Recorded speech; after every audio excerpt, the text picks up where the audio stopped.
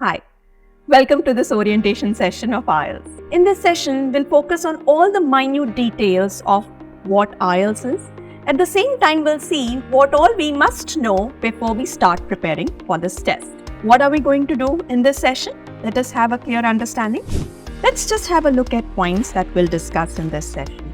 We'll understand what is IELTS, then we'll understand the difference between academic and general training, who should take which one.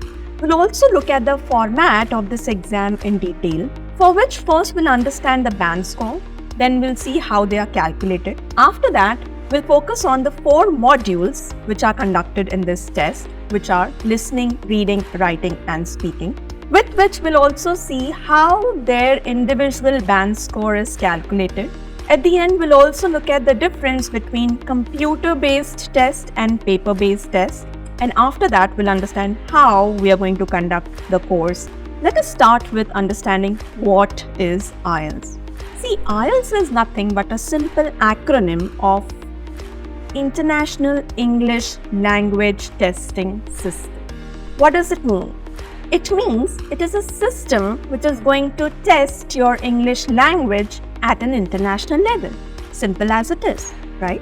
So when you appear for this test, you are rated on a band scale of 9, of 1 to 9, okay? Where 9 is the highest and 1 is the lowest. In fact, 0 is the lowest, where 0 means not appearing for the test itself. Now, who should take this test? Why are you supposed to give IELTS? Well, if you're planning to go to abroad for foreign education, for the studies after 12th, after graduation, in fact after post-graduation also, sometimes for PhD programs and all. So you can opt for this exam. There are many candidates who take this test, especially when they are going to abroad for work as well. We'll understand that difference also in this session. So let us first quickly talk about what is academic and what is general training. So basically, IELTS is of 2 types, okay? Whenever you're planning to take this test, you must know you want to give academic or general training. Let us understand the difference. Honestly, there isn't a huge difference between the format of the exam, but then it is important to know which one you must take. If you are a candidate who wishes to go to abroad for studies, then you should go for academic. However, if you're planning to migrate or work abroad, then you have to take general training. So as I said, there are 2 types, IELTS academic and IELTS general training. Okay, I hope this much is clear. Great. Let's proceed further. Now, be it academic, be it general training, the format of the exam remains the same. What is the format? You will be appearing for 4 different modules. That means your entire test would be conducted in 4 modules. These 4 modules are listening, reading, writing, speaking. These 4 modules are common for academic as well as for general training. Before we proceed further, let us understand these 4 skills. We call them modules here. When we are preparing for IELTS, we call them modules. What are modules? Well, modules are nothing but let's just consider them as different papers, like you have appeared for your exams in 12th or graduation.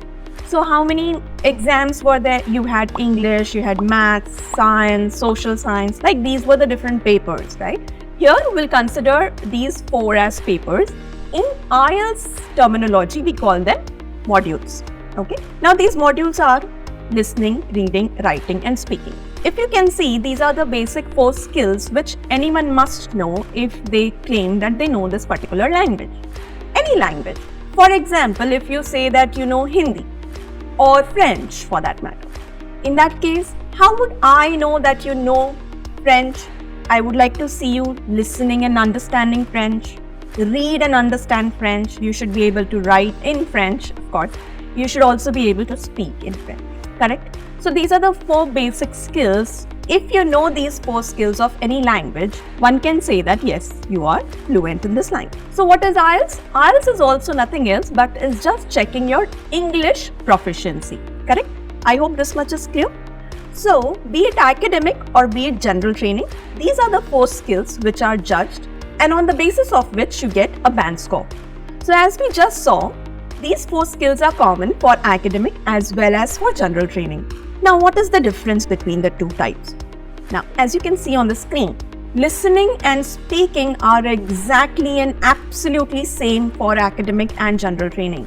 You will be sitting in the same exam hall, listening to the same audio. I'll explain what these audios are, don't worry. So you will be appearing for the same paper. An academic candidate will be appearing for the same paper as a general training candidate. Okay. Now, what is the difference? The difference is only in reading and writing. Well, again, to be honest, there isn't much difference. Okay. In this session itself, we'll understand the difference also.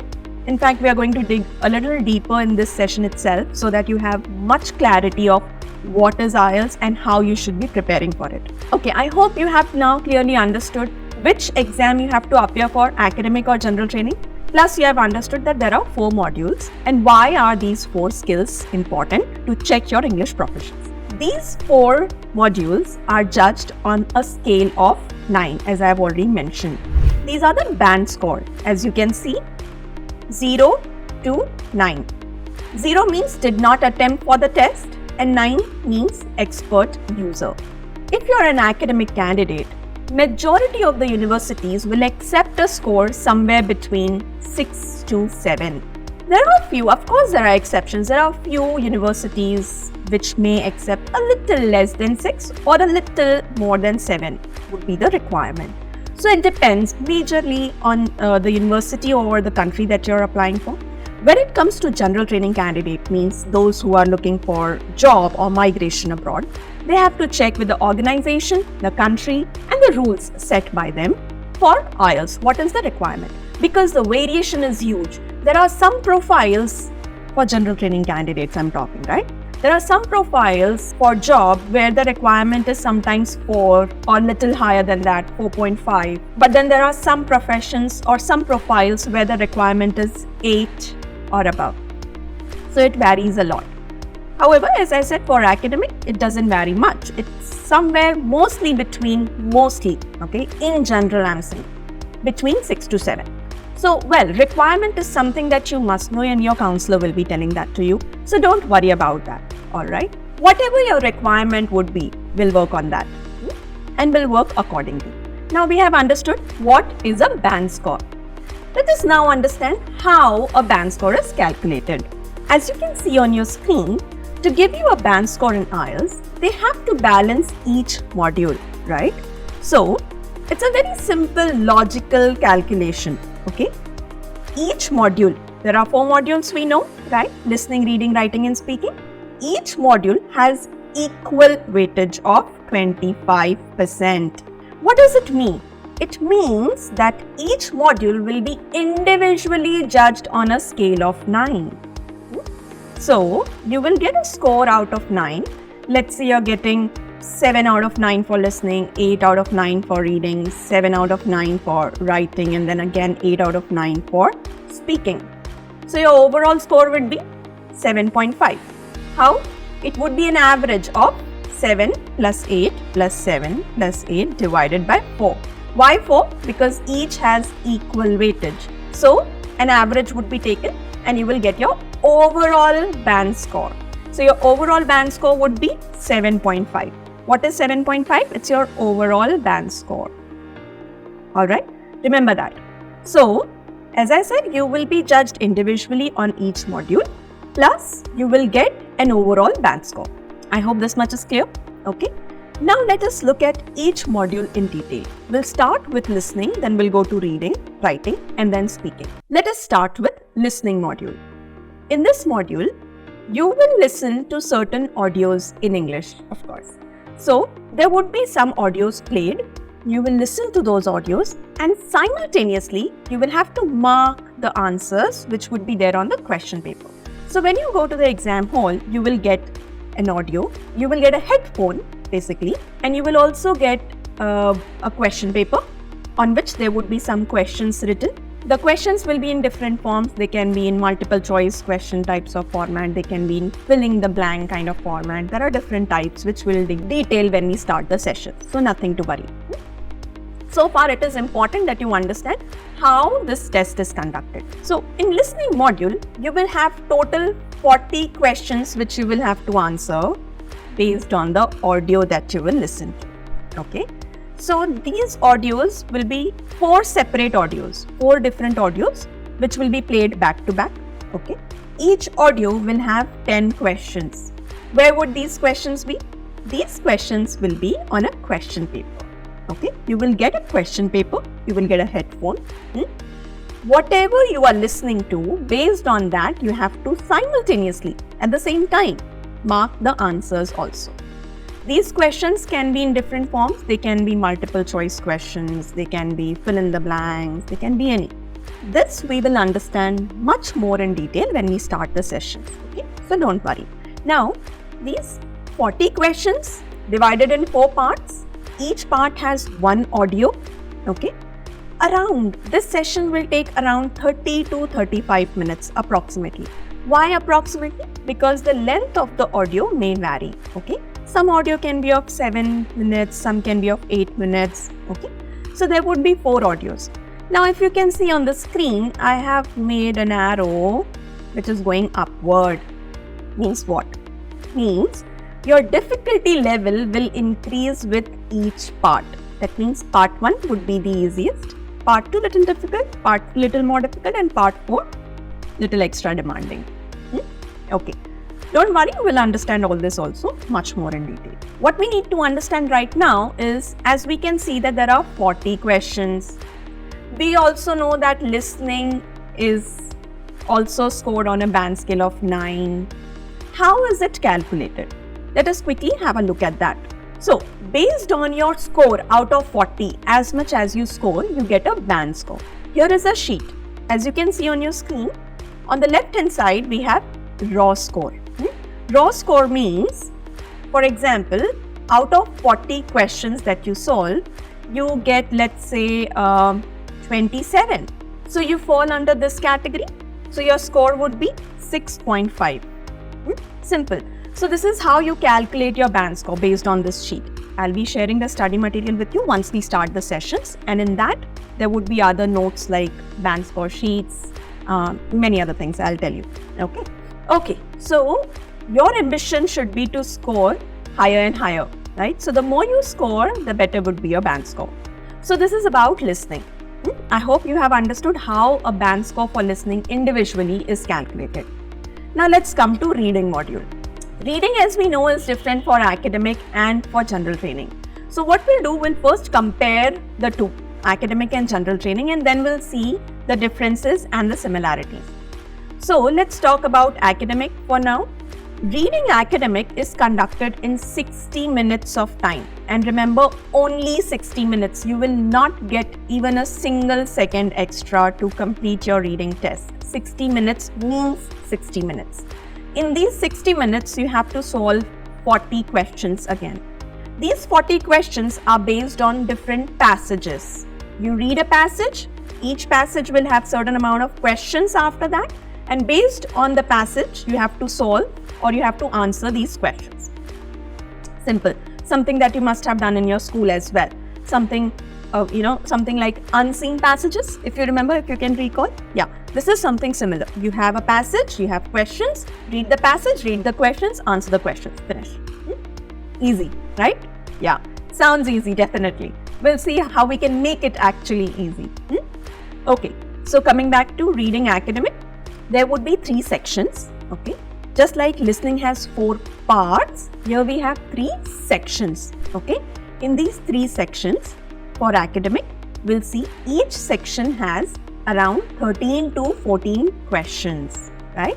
What we have seen so far, we get only 60 minutes of time to solve 40 questions. There would be 3 sections. In each section, there would be 13 to 14 questions, which means, for example, if section 1 has 13 questions, section 2 has, let's say, 14 questions, then section 3 will obviously have 13 questions, so that the total comes to 40. Clear? Now let's look at reading general training. Let's look at the similarities. What do we have? We have only 60 minutes. A general training candidate also has to solve 40 questions, and then again there are 3 sections, and each section has 13 to 14 questions, right? Okay. Now if this much is similar, what is the difference? Let us now look at the difference. So reading academic, here each section will have one long passage. That means reading academic has 3 long passages. But when it comes to general training, what do we have here? Here, for section 1, we have 2 small texts. For section 2, again 2 small texts. Section 3 has 1 big passage. So again I'll say the similarity is section 3 is same, just like academic. When I say same, remember I'm not saying that the passage would also be same. The passage would be different. Of course, the length, the difficulty level, all that would be same. In fact, in section 1 and section 2 of general training, we can see that the difficulty level is almost same, but just because the length of the passage is small, it becomes easier to solve, right? So how are questions divided? Well, in section 1, we know that there are 2 small passages. Okay, so let's say text 1 and text 2. Section 1 should have 13 to 14 questions, right? So they are also equally divided. Let's say text 1 has around 6 to 7 questions. Text 2 will also have around 6 to 7 questions. But the total should be 13 or 14. Same logic is for section 2, where there are 2 texts, text 1 and text 2. Questions are roughly 6 to 7 per text, correct? So that the total comes to either 13 or 14. And then for section 3, which is one long passage, there would be total 13 or 14 questions. The overall total of all 3 sections has to be 40 questions again. Same logic we have seen for academic as well. So now we have understood the difference, that in general training, the only difference is that section 1 and section 2 has 2 small texts instead of having 1 long text, just like in academic. Now the question again is scoring. So here also we have a sheet. We have 2 separate sheets, remember. This is for academic and this one is for general training. These are the band score, IELTS band score, and these are raw scores, right? So let's talk about academic. For example, if your target is 7, your score should be somewhere between 30 or 31 if you're an academic candidate, right? Let's say same is the target of a general training candidate, that is score 7. You see, a general training candidate will have to score 34 or 35 correct answers out of 40 to make sure that he or she gets 7. Why is this different? As you can see, when passage is small, when the text is small, it becomes easier and faster to solve, right? So it is considered that IELTS reading of general training is easier compared to IELTS reading academic. Slightly. There isn't much difference though, don't worry. So far, we have understood listening and reading module. We have seen their formats. Plus, we have also seen how a band score is calculated on the basis of the raw score that you get out of 40 for listening as well as for reading. Alright, now let me give you a quick shout out. Yep, it's my promo time. So, the lessons that you're watching right now, these are just a small part of my full course called IELTS Ultimate All-in-One course, and honestly, it's everything you will ever need to prepare for the test. This course covers all 4 modules in full detail. Everything is explained in step-by-step manner from basics to advanced, wherein I also explain you how to do self-evaluations so that you're not dependent on anyone to see your improvement. So this course is basically a complete package which includes a lot of study material, more than 50 mock tests for self-practice, and many grammar lessons made specifically for the IELTS exam. Whether you have got just 1 week or let's say you have more than 3 months to prepare, we will plan it accordingly. So basically what happens is when you join the full course, I will talk to you personally on a Zoom call to help you build a customized study plan based on your requirement. And then I stay in touch with you through WhatsApp or email for daily follow-ups, reminders, and also to clear your doubts whenever you have any. This way, you are never preparing alone. My students always say this one-on-one support and clarity is what helped them to finally hit their target score. And you can check out the reviews on my Google page too. The link is in the description. Oh, and since you're watching this on YouTube, there's a special discount just for you. Go to the description, click on the course link, and while registering, use coupon code TYOFFER and get a super discount. My website, WhatsApp details, contact details, everything is there in the description. Message me if you have any questions. Alright, back to the lesson now. Now let's come to the next module, which is writing. As we know, writing is also different for academic and general training, correct? But I told you there isn't much difference. So what we'll do, we'll first try and compare. Okay, we'll look at the similarities, then we'll talk about the difference. Let's first talk about writing academic. For writing module, you get total 60 minutes of time, not even a single second extra. Remember this. When we say 60 minutes, means 60 minutes. Okay. So total 60 minutes of time in which you have to solve two tasks, task 1 and task 2. For task 1, the minimum requirement of words that you have to write would be 150 words. I'm saying minimum, it's not maximum. Maximum is you can write as many words as you want. Minimum 150 words. Okay. For task 2, you have to write minimum 250 words. You can of course write more than 250, but you should not write less than 250. That means if you write less than 250 means even 249 words. Remember, the words would be counted literally 1, 2, 3, 4. Make sure that you write a little more than 250. So we have seen that there are two tasks for writing academic which are to be completed within 60 minutes. For task 1, you should write minimum of 150 words. For task 2, you have to write minimum of 250 words, right? Now let's see what are these tasks. We'll talk about task 2 first. In task 2, you have to write an essay of at least 250 words. Okay. Task 1, we'll come to that later. Let us first look at writing general training. Here again, we have total 60 minutes of time, have to complete two tasks, task 1 and task 2. For task 1, the requirement is 150 words minimum. See, it says at least. For task 2 again, the minimum requirement is 250. In task 2, what does a candidate do? A candidate needs to write an essay. Okay, what is this essay? Be it academic or general training, you will be given a topic. You will have to write an essay on that, just like you have done in your school. Yeah, it sounds easy, right? It is actually. You just need to understand basics. You will be able to write wonderful essays. Don't worry. We'll do that in the sessions. In fact, in a while, I'll explain you how we are going to cover the sessions as well. Wait till that time. So we have seen the similarities. Now let us look at the differences. Talking about writing academic, in task 1, you will be summarizing a diagram. That means you will be given a diagram and you have to give a summary of that diagram. When it comes to general training, in task 1, you will be writing a letter. That's the only difference in academic and general training writing. Okay, I hope this is clear. So far, so much is clear.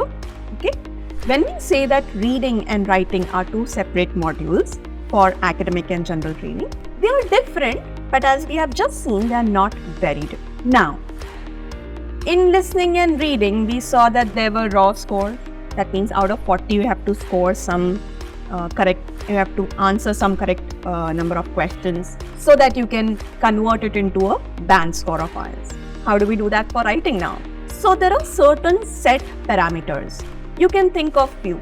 Try thinking. Can you think of certain parameters, some logical idea behind how a band score is calculated for writing? What can be the parameters? Let's say grammar, spelling, good choice of words. What else can you think of? Come on, try thinking. So now let us look at the assessment criteria of writing. So basically there are total 4 criteria based on which your entire writing module, individual writing module is judged. These 4 criteria are task achievement or task response. Second one is coherence and cohesion. Third one is lexical resource, and the fourth one is grammatical range and accuracy. Of course, I'm sure you must be thinking about what are these terms? What do they mean? What is the meaning of task achievement and task response? What is the difference between task achievement and task response? What is the meaning of coherence and cohesion? What does lexical resource means? What do you really mean by range of grammar, right? So we'll talk about all this a lot more in detail when we cover this module in sessions. So far, we need to understand how the band score is calculated for writing, correct? Understand this now. Each criterion will have equal weightage of 25%. Okay? Each criterion will have an equal weightage of 25%. That means each criterion is equally important. Okay? Now, in writing, we have two tasks, task 1 and task 2, correct? So, what they do is, they judge your task 1 separately and task 2 separately.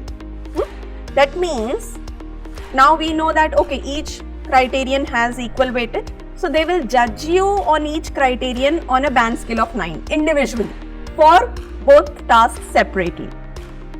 Look at this. So, for example, in task achievement for task 1, you get, let's say, 5. In coherence and cohesion, you get 6 out of 9. In lexical resource, you get 7 out of 9. And in grammatical range and accuracy, you get 8 out of 9. So what would be the average? How would they calculate the score of task 1? Again, 5 plus 6 plus 7 plus 8 divided by 4. Why? Because each criterion has equal weightage. Correct? So equal weightage means average. Okay? So your score for task 1 would be 6.5 out of 9. This is for task 1. It is still not the entire individual score of writing module. We are yet to come to that. Similarly, your task 2 score will also be judged on a band scale of 9 again. Let's say your score comes down to 7.5 once the average is taken. Okay. Now, if this is your task 2 score, how would your writing score be calculated? You would say it should be task 1 score plus task 2 score divided by 2 to take the average, right? So, task 1 is 6.5 and task 2 is 7.5 divided by 2. No, this is now how it would be done. You can see, be it academic or general training, you are writing more words for task 2, 250 words, right?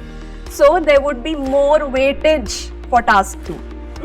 So, the task 2 weightage is double, and that's why the task 2 score is added twice. So, how would they take the average now? The average will be taken by adding 6.5, that is task 1 score, plus task 2 score twice divided by 3. Why? Because now there are 3 entities, no? Average we have to take, correct?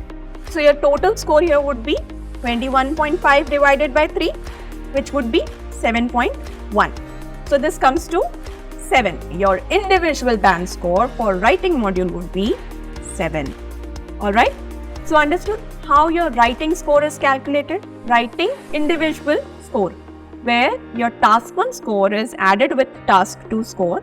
The task 2 score is added twice, remember, and then an average is taken. That means task 1 score plus task 2 score plus task 2 score divided by 3.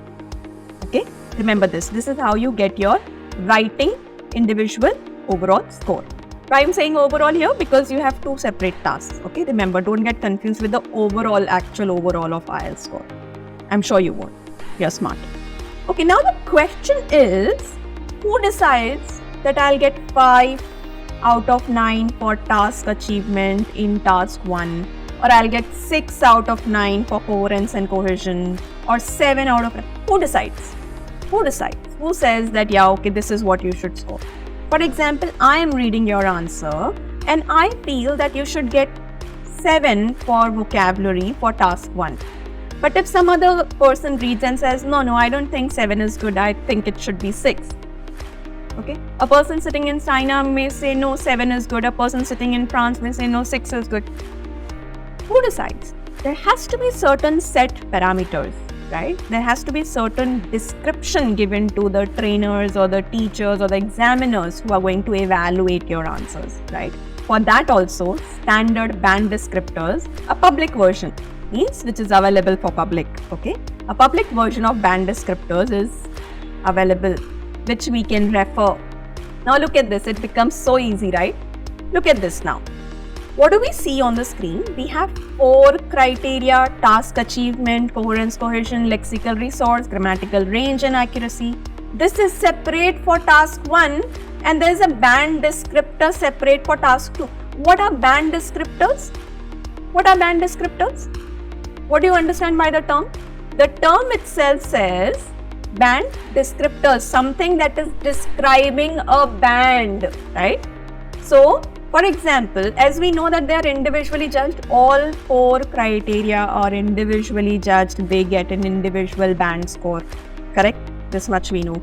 So, if you can see, let's talk about task 2. Task response. If your answer is matching with what is written over here, you will get 8 for task response. If your answer matches with this description, you will get 6 for coherence and cohesion. If your answer matches with the description written in this box, you will get 7 for lexical resource.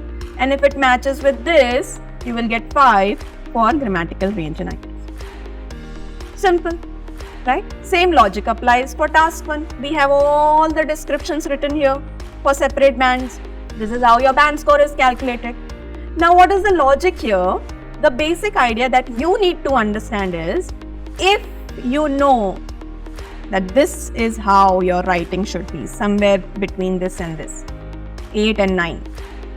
So, if you know these band descriptors, if you understand that this is what is being judged, right? So, you will write accordingly so that you get somewhere between 8 and 9. A little plus minus, right? 8 and 9, close to 8 and 9. If you are making any errors, it should be somewhere between that only. Correct? Okay. So, we need to understand what are the band descriptors. We need to understand the difference between the band description of 7, 6, 5 and 8 and 9. Correct? That is important. Understood? So this is what we'll also cover in the sessions when we are doing writing module. We'll understand the difference. We'll look at band description of 5. We'll then see 6. We'll look at the band descriptor of band 5. Then 6, 7, 8 and 9. We'll see how the negative points are getting lesser and lesser as the band score is increasing and how the positives are increasing. So this is what we need to understand. Once the understanding is clear, right? That's the first stage. Once the understanding becomes clear, then we can start writing accordingly. Correct? Of course, we also need someone who can check and say, yeah, this is 8. This is close to 8. Or see, there is a negative point of 6 band here mentioned in the band descriptor, which should not be there. Change it, remove it, make it like it sounds like a band description of 8. So we need somebody for doing that. The evaluation is also equally important. Okay, so don't worry, I'll tell you about that as well. Hold your horses. Okay, so far, have you understood how writing module is judged, how the band score is calculated there? Correct? Now let's come to the last module, which is speaking. So speaking module is conducted separately. When I say separately means what? Means listening, reading, writing modules are conducted back to back without any break on the same day. Listening, reading, writing, mostly in this format. Sometimes speaking can be on the same day, it can be a day before, it can be a day after your LRW exam.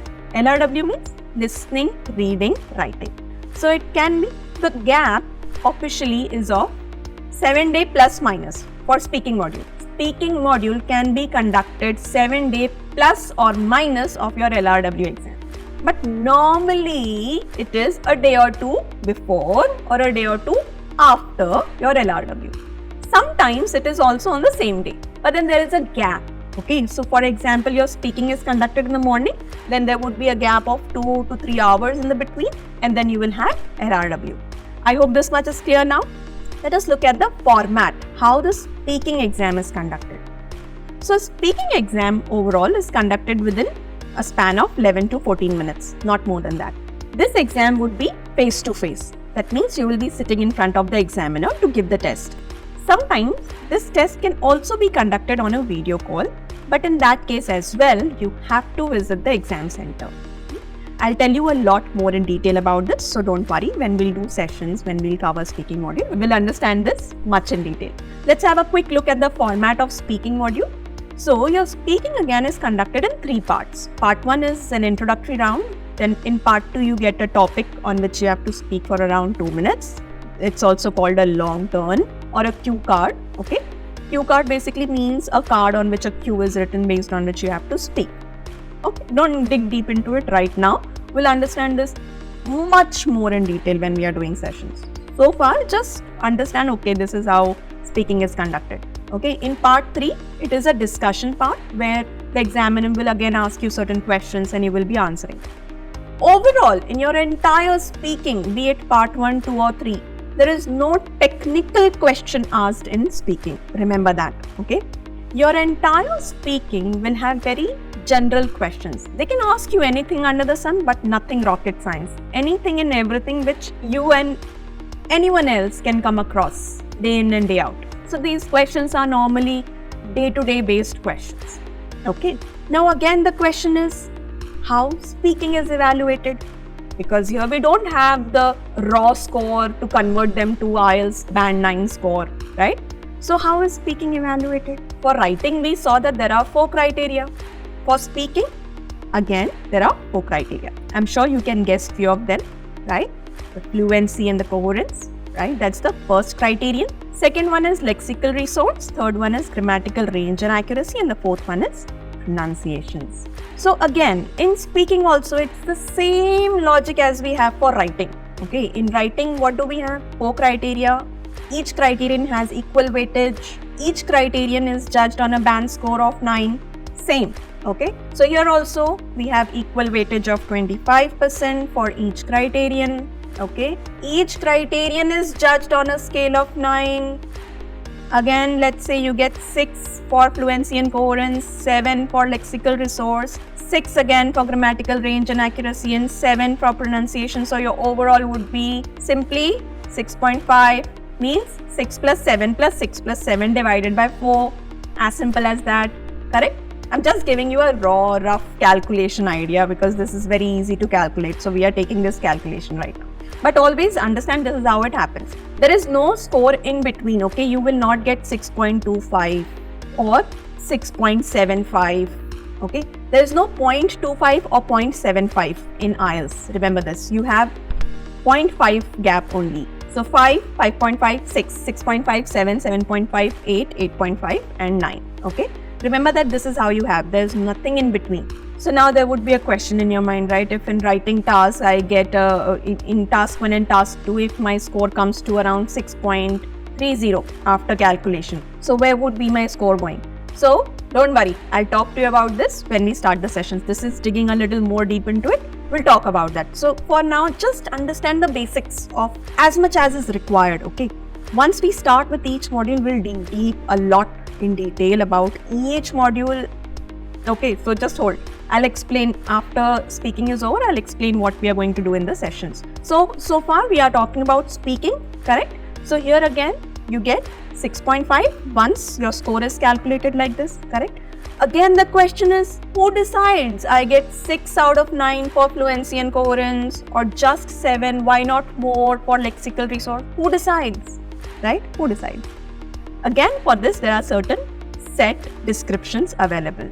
So any examiner, be it from Europe, be it from Australia, be it from the USA, anywhere, be it from India, anyone who is judging your answer will have these set descriptions based on which you will get your band score. See, why is this the case? Because it is an international exam, right? Okay, so here are the band descriptors of speaking. Again, we have 4 criteria: fluency and coherence, lexical resource, grammatical range and accuracy, and pronunciations. So here also, what do we have? The descriptions given for separate band scores. If your answer matches with this description, you get 8 for lexical resource. If your answer matches with this description, if your speaking matches with this description, you get 7, right? So this is how your score is calculated again for speaking as well, just like for writing. I hope now the idea is clear how your writing and speaking band scores are calculated. And what is the importance of band descriptors, right? That is the reason why we need to focus a lot on band descriptors when we will be doing these modules in the session. Next is CBT and PBT. What are these two terms? Computer-based test and paper-based test, right? All in all, I would say the difference is just of the experience that you get. When you're giving paper-based test, you have a question paper, you have an answer paper on which you are marking with the help of pen or a pencil, right? It is also called pen-paper test. What is computer-based test? So different experience of typing your answers on a computer. Simple, right? So overall, this is the difference, all in all. But then of course, this experience includes minute differences in writing. For example, let's say if you're not very good with typing skills, you would want to write, right? If somebody feels that my writing is not really good, I'm very good at typing, I'm very, pro with computers and all, so I would rather give computer-based. Absolutely, go ahead, do that. Some similar differences are there in reading and listening as well. But then understand that there is no difference in how a band score is calculated, the difficulty level, the scoring, right? Each correct answer will have 1 mark for listening and reading. All that, everything, the difficulty level, the type of questions, the evaluation process, everything remains the same, okay? So there is no difference over there. The only difference is of experience. So what we'll do, we'll understand the difference of computer-based test and paper-based test for each module separately. Whenever we are working on one particular module, we'll talk about the difference of CBT and PBT first so that we can proceed accordingly. So far, we have understood 4 modules. We have seen what is the format for these 4 modules, and we have also seen how the band score is calculated for them, correct? We have also seen a tiny difference between CBT and PBT. So I hope now the idea is clear to you people. Now you have understood what is IELTS, you have understood how the band scores are calculated and how you should start preparing. At the same time, remember that you should focus on as much as required, okay? Not more, not less. Make sure that your strategy is correct so that within less amount of time, you're able to do better work, faster work, and smarter work.